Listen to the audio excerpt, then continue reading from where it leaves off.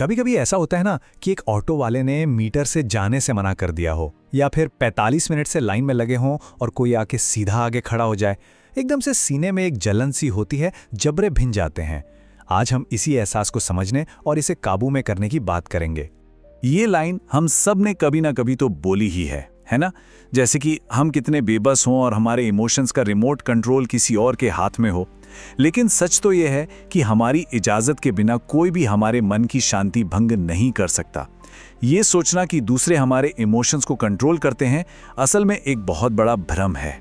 90 seconds, ये number हमारी emotional आज़ादी की चाबी है। ये एक हैरान कर देने वाला वैज्ञानिक सच है। पता है क्या?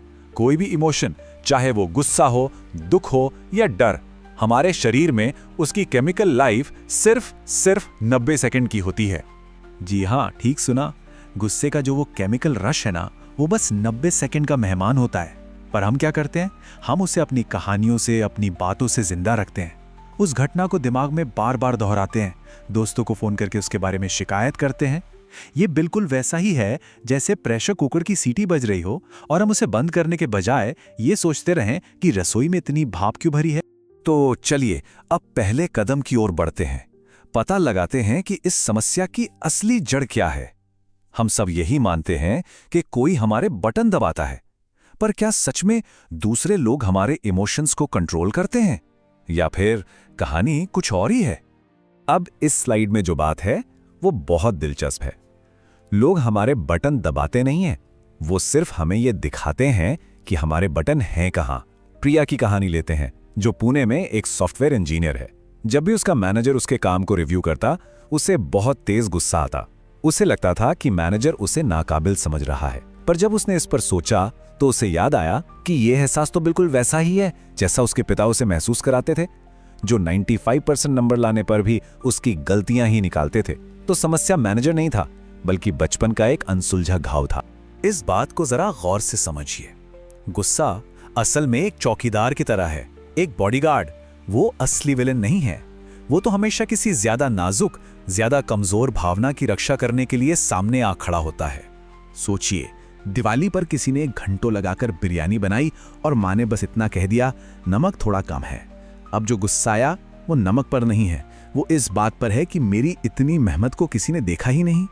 या जब बेटा कहता है कि उसे इंजीनियर नहीं यूट्यूबर बनना है, तो पिता का गुस्सा उसके करियर चॉइस पर नहीं, बल्कि उसके भविष्य के लिए जो डर है उस पर होता है।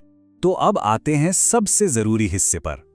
देखिए, हर घटना यानी ट्रिगर और हमारी प्रतिक्रिया यानी रिएक्शन, इन दोनों के बीच में एक खाली जगह होती है, एक स्पेस। आइए जानते हैं कि अपनी असली ताकत, अपना चॉइस पॉइंट कैसे ढूंढा जाए। विक्टर फ्रैंकल, ये वो इंसान थे जिन्होंने नाजी कॉन्सेंट्रेशन कैंप की भयावहता को झेला था। उनका कहना था कि कोई आपसे सब कुछ छीन सकता है, लेकिन आपकी प्रतिक्रिया चुनने की आज़ादी नहीं छीन सकता। अगर वो इतनी भयानक जगह पर वो स्पेस, वो खाली जगह ढूंढ सकते थे, तो हम और आप ट्रैफिक जाम में तो ढूंढ ही सकते हैं, है ना? तो चुनाव बिल्कुल साफ है। क्या हमें हालात के हिसाब से यहां वहां उछलने वाली एक क्रिकेट की गेंद बनना है, या फिर दबाव में भी एकदम शांत और रणनीतिक रहने वाले MS धोनी? राजेश, जो एक बिजनेसमैन हैं, उन्होंने एक 3 सांस का नियम अपनाया। किसी भी ट्रिगर पर रिएक्ट करने से पहले वो बस 3 गहरी सांसें लेते थे। बस उन 15 सेकंड में ही उन्हें अपना चॉइस पॉइंट मिल जाता था। ठीक है, तो ये सब समझ तो आ गया, पर अब सवाल उठता है कि इसे असल जिंदगी में करें कैसे। तो चलिए अब कुछ प्रैक्टिकल तरीकों पर नजर डालते हैं जिनसे हम अंदरूनी शांति पा सकते हैं। ये हमारे शास्त्रों का हजारों साल पुराना ज्ञान है, साक्षी भाव। इसका मतलब है अपने गुस्से को देखना, उसे महसूस करना, पर खुद गुस्सा बन नहीं जाना। जैसे बच्चे की पेरेंट टीचर मीटिंग में टीचर की शिकायत पर गुस्सा होने के बजाय कोई ये देख सकता है कि हाँ, मुझे गुस्सा आ रहा है, मुझे अपने बच्चे के लिए डर भी लग रहा है। जब कोई इस तरह एक दर्शक बन जाता है तो भावना उस पर हावी नहीं हो पाती। वो एक बादल की तरह आती है और चली जाती है। कभी कभी गर्मा-गर्म बहस से उठकर चले जाना कमजोरी नहीं, बल्कि इमोशनल इंटेलिजेंस की सबसे बड़ी निशानी होती है। ये कहना कि मुझे इस बारे में सोचने के लिए थोड़ा वक्त चाहिए, हम इस पर कल बात करेंगे, कई रिश्तों को टूटने से बचा सकता है। अब एक ऐसा नजरिया देखते हैं जो शायद सब कुछ बदल दे। क्या हो अगर जो लोग हमें मुश्किल लगते हैं वो असल में समस्याएं नहीं, बल्कि हमारे पर्सनल ट्रेनर हों, हमारे गुरु। और ये स्लाइड इसे बेहतरीन तरीके से दिखाती है। वो रिश्तेदार जो हर बात की आलोचना करता है, वो असल में हमें सिखा रहा है कि हम अपनी कीमत खुद पहचानें। वो सहकर्मी जो हमेशा कंपटीशन में लगा रहता है, वो हमें खुद पर भरोसा करना सिखा रहा है। ये सब हमारे इमोशनल जिम के ट्रेनर हैं, जो हमारी कमजोर मसल्स पर काम कर रहे हैं। सुरेश की कहानी बिल्कुल यही है। उसका बॉस उसे बहुत परेशान करता था, हर काम में गलतियां निकालता था। एक दिन सुरेश ने अपना नजरिया ही बदल दिया। उसने सोचा, ये बॉस मुझे मुफ्त में ट्रेनिंग दे रहा है, ये मुझे इतना मजबूत बना रहा है कि भविष्य में कोई भी आलोचना मुझे हिला नहीं पाएगी। उसने इसे एक चैलेंज की तरह लिया और 6 महीने में वो अपनी कंपनी का स्टार परफॉर्मर बन गया। तो इन सब तरीकों को अपनाकर आखिरकार कोई कैसा इंसान बन सकता है? चलिए भविष्य की एक छोटी सी झलक देखते हैं। ये कोई दूर का सपना नहीं है। सोचिए, एक ऐसा इंसान जो ऑटो वाले से शांति से बात कर लेता है, किसी की चुपती हुई बात पर बस मुस्कुराकर बात बदल देता है, जो किसी के फीडबैक में कमी नहीं बल्कि सीखने का मौका देखता है।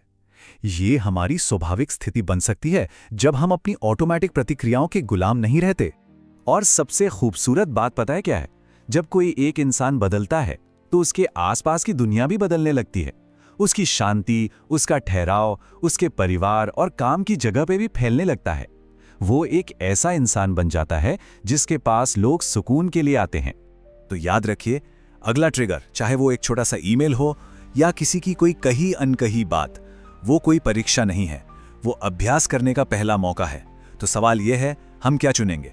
पुराना रिएक्ट करने वाला व्यवहार या वो इंसान जो हम बनने की कोशिश कर रहे हैं? चुनाव हमेशा हमारा ही होता है।